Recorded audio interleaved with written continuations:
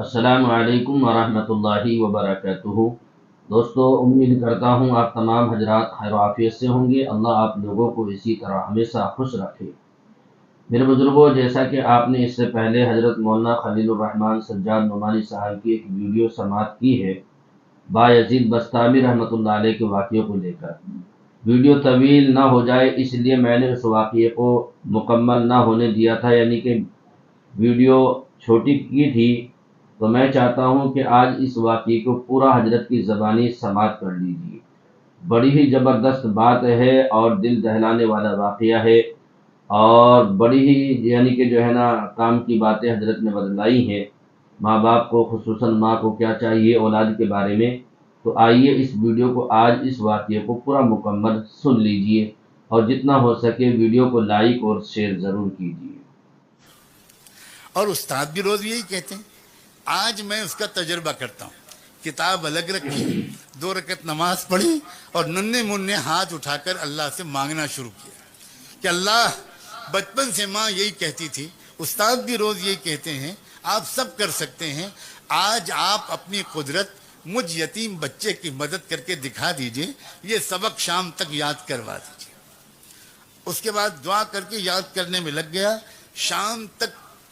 شام ہوئی تو استاد کے پاس آیا، کہا استاد جی سبق سن لیجئے۔ استاد کو یقین تھا کہ سبق تو پورا یاد ہو ہی نہیں سکتا۔ استاد نے کہا سناؤ بیٹا۔ اب جو بچے نے سنایا تو استاد حیران رہ گئے، نہ کہیں بھولا نہ کہیں اٹکا، پورا سبق سنا دیا۔ استاد سمجھ گیا کہ اس بچے کے ساتھ اللہ کا معاملہ، اس کی ماں کی دعاؤں کے طفیل کچھ اور ہے۔ استاد نے کہا بہت اچھا بیٹا، جاؤ وعدہ یاد رکھنا، کل آ جانا۔ بچہ چلا گیا، استاد کے ہاتھ چومے، دعائیں لیوں، چلا گیا۔ راستے پر اچھلتا کودتا، گیت گاتا، گانے گاتا، بہت ہی خوش خرم گیا۔ گھر گیا تو گھر کا دروازہ بند تھا۔ دروازے پہ آواز دی، 1 بار آواز دی، کوئی جواب نہیں آیا۔ 2 بار پکارا، کوئی جواب نہیں آیا۔ تیسری بار پھر پکار کر کہا امی دروازہ کھولیے، تو اندر سے جواب آئی کون ہے دروازے پر؟ تو باہر سے بچے نے کہا کہ امی میں آپ کا بایزید ہوں، دروازہ کھولیے۔ تو ماں نے کہا کہ کون بایزید؟ یہ والا میرا بایزید نہیں ہو سکتا، میرا بایزید تو تب آئے گا جب اللہ کا ولی بن جائے گا۔ استاد نے مجھ سے وعدہ کیا تھا، اور استاد وعدہ خلافی نہیں کر سکتے، یہ میرا بایزید نہیں ہو سکتا۔ سمجھ گیا بچہ کہ ماں کی مرضی نہیں ہے کہ میں گھر کے اندر جاؤں۔ وہیں کھڑے بہت دیر تک روتا رہا۔ اس کے بعد روتے ہی ہوئے مدرسے واپس آ گیا۔ استاد کے پاس حاضر ہوا، سلام کیا تو استاد حیران رہ گئے، کیا ہوا بیٹا خیریت؟ تو جب بچے نے اپنی کہانی سنانے کے لیے چہرہ اوپر اٹھایا تو استاد نے دیکھا کہ آنکھیں بالکل آنسوؤں سے بھری ہوئی ہیں، چہرہ لال ہے۔ تو استاد نے جلدی سے اٹھا کر گود میں لیا، اپنے عمامے کے کونے سے بچے کے آنسو پوچھے۔ کہا بیٹا بات کیا، خیریت تو ہے؟ کیا تم واپس کیوں آ گئے؟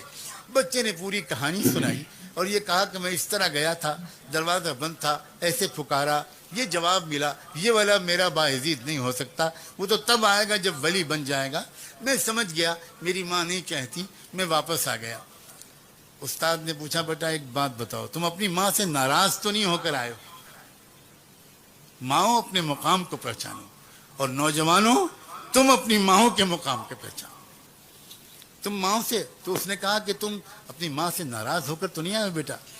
اس نے کہا کہ حضرت دل ٹوٹا بہت ہے اور آنکھیں بہی بہت ہیں، لیکن میں ناراض نہیں ہوں، میں سمجھ گیا کہ وہ میرا بھلا چاہتی ہیں۔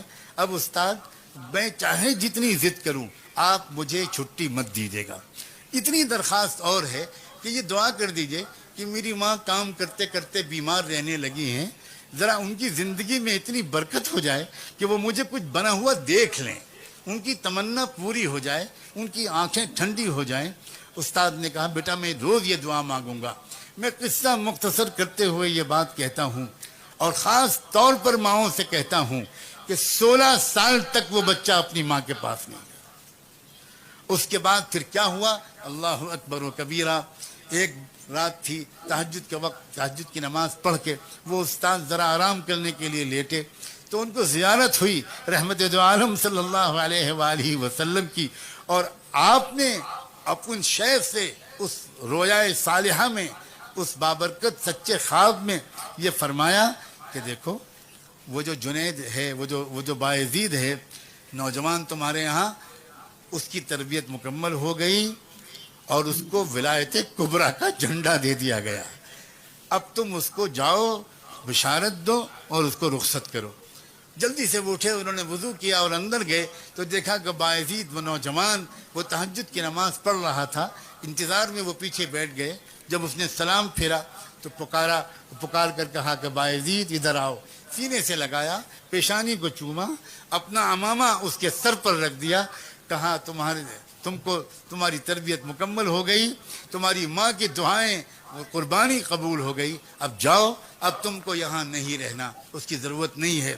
نوجوان نے پھر ایک بار اپنے استاد کے قدم بوسی کی, ان کے بوسے لیے, دعاؤں کی درخواست کی اور روانہ ہو گیا گھر.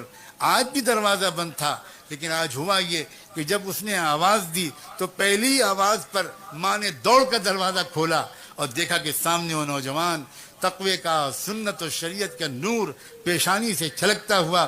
پوچھا, بیٹا آ گیا میرا لال؟ وہ جلدی سے گر پڑا ماں کے قدموں پر. ماں نے اس کو اٹھایا, کلیجے سے لگایا, بستر پر لا کے بٹھایا. کہا کہ بیٹا بیٹھو, میں ابھی گرم دودھ تم کو لا کے پلاتی ہوں, پھر کھانا کھلاؤں گی تم کو, آؤ. کب سے میں انتظار کر رہی تھی, لیکن بیٹا میں پہلے شکر کی 2 رکعت نماز پڑھ لوں. پھٹا پرانا بوریا بچھایا, 2 رکعت نماز شکر پڑھی اور کہا اللہ میں اسی دن کے لیے آپ سے جینے کی توفیق مانگتی تھی کہ زندہ رکھیے گا تاکہ میں دیکھ سکوں اپنے بیٹے کو. اب آپ جب چاہیں ایمان کے ساتھ مجھے بلا لے, اب مجھے جینے کی کوئی تمنا نہیں. یہ ہوا کرتی تھی عورت. جب ایسی عورتیں ہوتی تھیں تو اولادیں ہوتی تھیں. پھر ابو حنیفہ و غزالی, بخاری, ایسی عورتیں ہوتی تھیں تو بایزید بسطامی پیدا ہوتے تھے. ایسی عورتیں ہوتی تھیں تو پھر صلاح الدین ایوبی پیدا ہوتے تھے. اور میں کس کس کا نام لوں, ہم سب بگڑ گئے ہیں. میں اپنی صرف عورتوں کا شکوہ کروں گا تو میں بالکل زیادتی کروں گا. ہم تو صرف اتنا چاہتے ہیں کہ کتنا اچھا ہو کہ آج کی اس رات میں توبہ کر کے زندگی کو پلٹ ڈالیں. نوجوان بھی, مرد بھی, عورتیں بھی, بہویں بھی, بیٹیاں بھی, نئی نویلی دلہنیں بھی, بوڑھے بھی, صحافی بھی, تاجر بھی, علماء بھی, طلبہ بھی, مدرسین بھی, پروفیشنلز بھی, ایجوکیٹڈ کلاس بھی, انٹلیکچوئلز بھی, سب یہ محسوس کریں کہ یقیناً ہم سے غلطیاں ہوئی ہیں جس کی وجہ سے آج ہم کو یہ دن دیکھنے پڑ رہے ہیں. اور ان